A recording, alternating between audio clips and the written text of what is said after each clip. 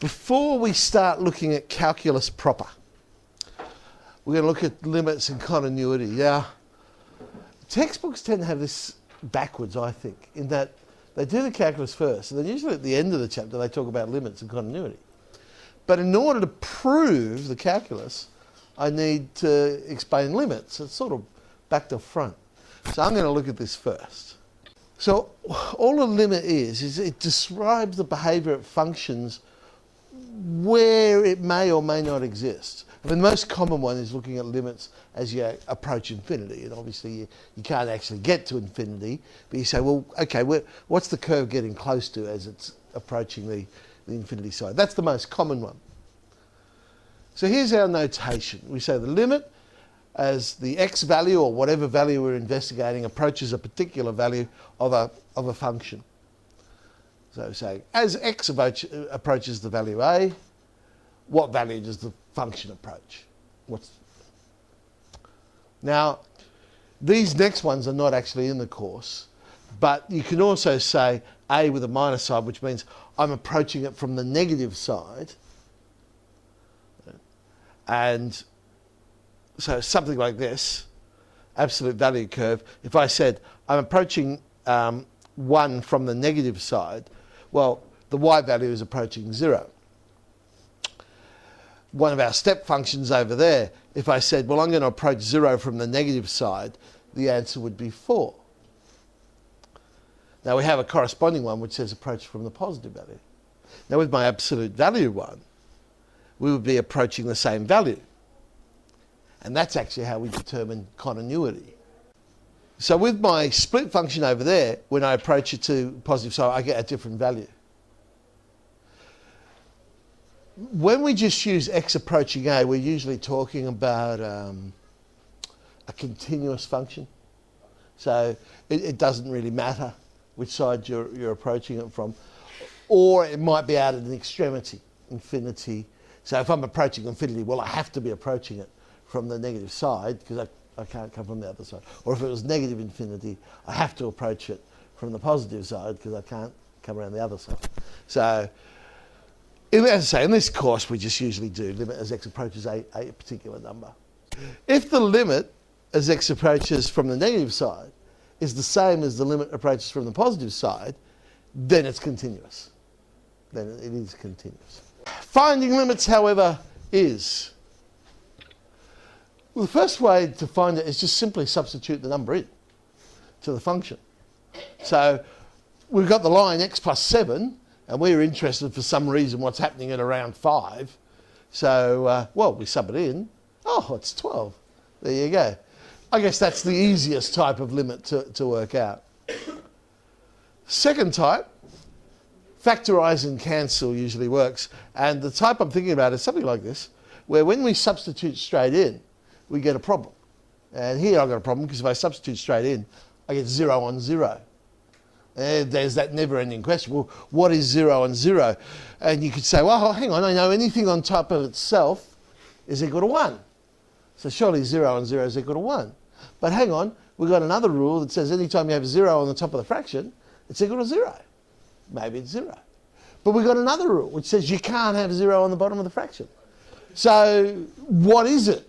And that's why we can't just sub straight into this. This one does work out because I can factorise the x squared minus 9, the x minus 3 cancels, and I end up with something I can just substitute straight in. So in fact, the answer to this limit was none of those. 0 and 0 in this case was equal to 6. Okay. Anyone know what that graph would look like? Yeah, it simply would be the straight line x plus 3, but a point discontinuity at x equals, 3, x equals 3. Okay, then we've got this special limit which helps us work out the extremities. And it all comes from one basic idea here, because we know what the graph of the hyperbola looks like. So as x approaches infinity, 1 on x, I mean, there's the graph over there, it's our basic hyperbola, we can see it's getting closer and closer to the x-axis. So we know that limit is 0. And we can use that limit to solve some interesting problems with limits. Usually polynomial types, where you got fractions, polynomial and polynomial. Because obviously if I sub straight into this one, infinity cubed, really big number, plus 3 times infinity squared, now it's even bigger, plus 2 times infinity, whoo, huge, minus 1, so what? Divided by 4 times a really big number, minus 1. Obviously we've got a ridiculous situation. You can't substitute infinity, then that's what we do is we divide everything by the highest coefficient.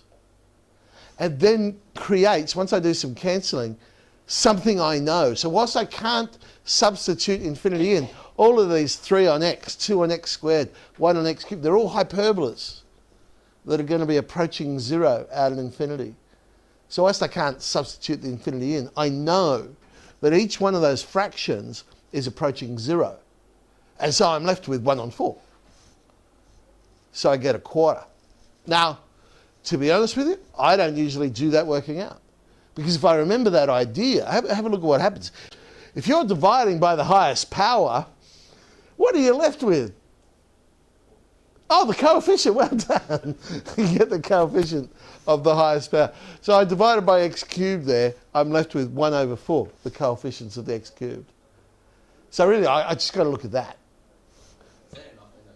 Well, yeah, I mean, if they're asking me what is that limit, I can look at that and say, well, x cube's the highest, so I must be left with 0 on 1. 0.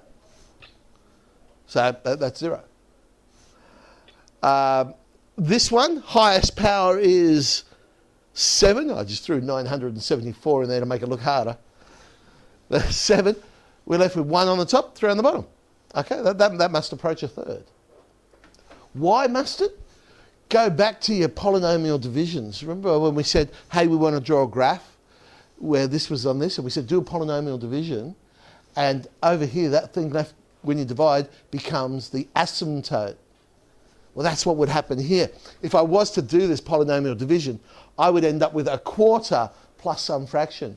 So y equals a quarter is the horizontal asymptote. So as x approaches infinity, it approaches the asymptote. So that's why we end up like that. This sort of one, well, I get 1 on 0. Again, that's that unusual problem. Now, horrible thing to write down, to be honest with you. Because 1 on 0, we think of it as, okay, it's approaching infinity, but 1 on 0 isn't actually equal to infinity, but this should be approaching infinity, though, that is what that's telling me.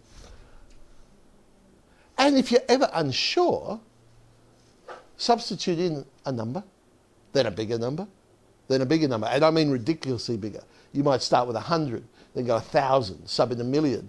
After a while, you're going to get a feel for whether it's getting bigger and bigger and bigger, so going off to infinity, or is it approaching a definite value? Okay, so as I was talking about, really all we're talking about then with x approaches infinity is asymptotes. It'll be a horizontal asymptote if those powers are the same. So how do we find the horizontal asymptote? Oh, well, I could have done a polynomial division, but this now gives us another way of doing it. We could just say, oh, what's the limit as x approaches infinity? And in this case, coefficients 1 on top and bottom, 1. 7i.